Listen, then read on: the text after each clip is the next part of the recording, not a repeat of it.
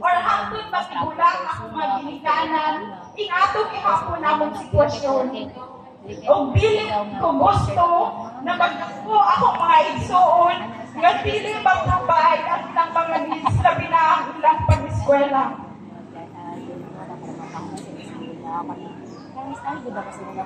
Always inaikot sa ako ang na mag-eskwela nila ang tao para dili mi maparihan sa ilaha. Mao, nagtinarong jud ko og naningkamot kong eskwela. Ug tungod sa grasya sa Ginoo, nakagraduate kong elementary as third honor. Nag-high school po ko din sa DPI. Ug nakagraduate ko year 2014 as the class valedictorian. Prior to my high school graduation, na problema din ko kung maka-eskwela pa ba kong college. Sumod kay lagi, maglisod na dyan ako mga ginikanan sa pagpa-eskwela na ako. Maguli kong Iloilo. Ginignan ko sa akong fourth year advisor, si Ma'am Felix Antuita, na puntayin kong MSU sa exam.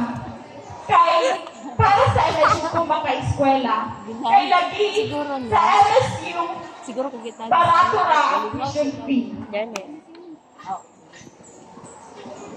Ang MSU exam, akong panahon nga na ay bayan ng 250 pesos. Ug tungod kay wala jud ko'y pambayad,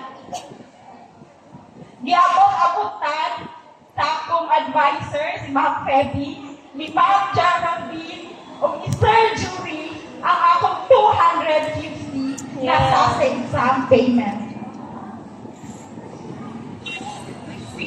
O sa grasya sa Ginoo, nakapasa jud ko og MSU sa exam. 16 years old pa ko as I entered college kay wala ka na mo naabtan ang senior high school.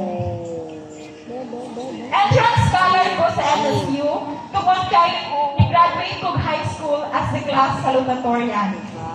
College and department fees lang akong binabayaran every sem.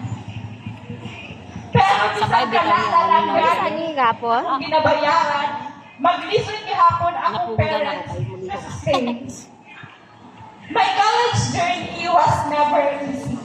Ang akong allowance kay naara dyan sa 200 or 300. Apil na diha ang pamasahe, tag-50 pa lang naman sa una. Pagpalit ng bugas, unsudan, pati baon, if naapay, mabilin.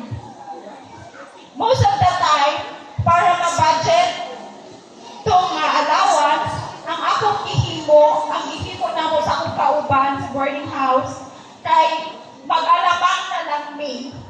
O mag-alabang na lang ang paliton, or magdapat na lang dun may bulad para dugay mahurot, para masustain ang following.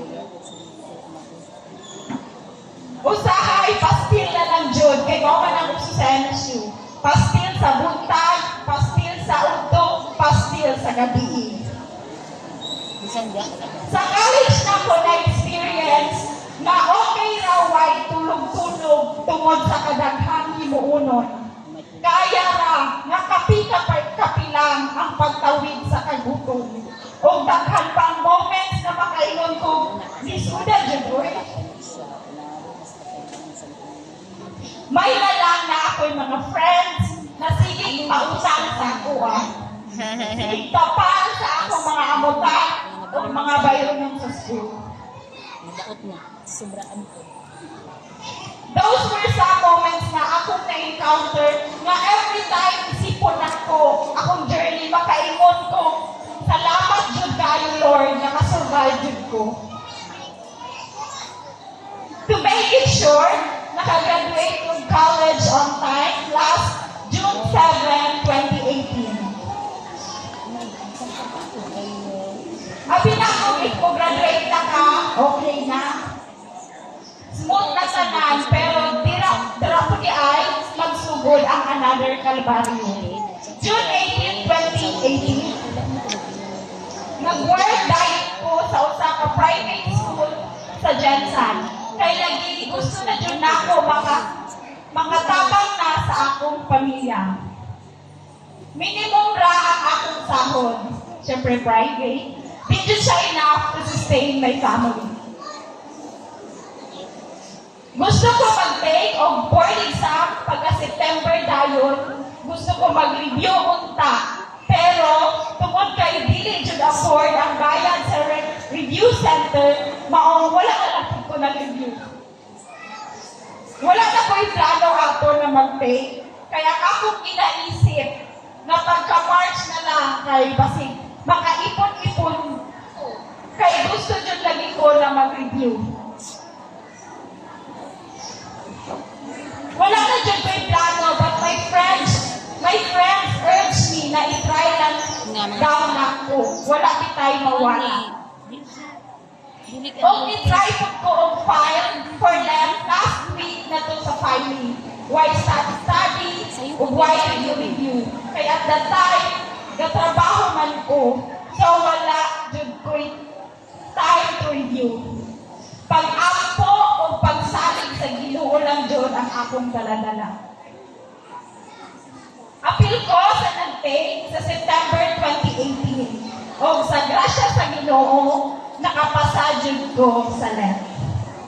Nakain ko sa DepEd last November 2020 and now 3 years and 6 months na ko sa DepEd. Nakatabang na ko gamay sa akong pamilya. Nakatabang na pagkong support sa akong mga igsuon na nag-eskwela. I am a living proof na dili jud hadlang ang atong kapobrehon para makahuman ang eskwela. Who would have thought na ang anak sa mag-uuma o labandera karon teacher na? This journey has taught me a lot of valuable lessons. Ingon pa ni Les Brown na the greater the battle, the sweeter the victory. I firmly believe that in order to succeed in life and to sum up all the things that I've been through, para makabot na ako ang mga pangalan, o para makabot na ako ang aking mga pangalan yung makahuman ng eskwela, dapat naatay DPIS. D for determination. Dapat determinado ka na makabot yung imong pangalan, bisan unsa pa pansod ang imong maagian. P for positive attitude. Always look on the positive side kung dili ka dapat mali mag-surrender. I for immovable faith. Ang pinaka-importante dapat naakay pagtuo o pagsalig sa Ginoo. And S for sacrifice. You must be willing to sacrifice for you to achieve your dreams. Dapat andam jud ka mo sakripisyo para makabot nimo imong mga pangandun. And parents, suportahin jud ninyo inyong mga anak no matter what. Lisod jud ang kinabuhi, but always remember that overcoming obstacles and pushing through adversity allows us to truly appreciate the victories that come our way.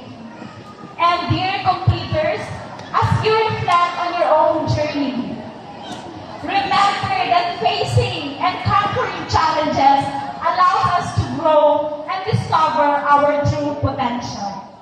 Embrace the difficulties because they will shape us into stronger and more resilient individuals.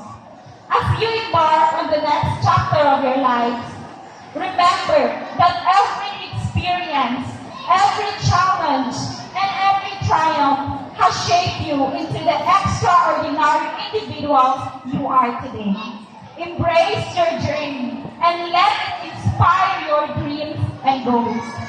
Class of 2024, once again, I extend my heartfelt congratulations to all of you, as well as to your proud parents and teachers. Thank you, and once again, good morning.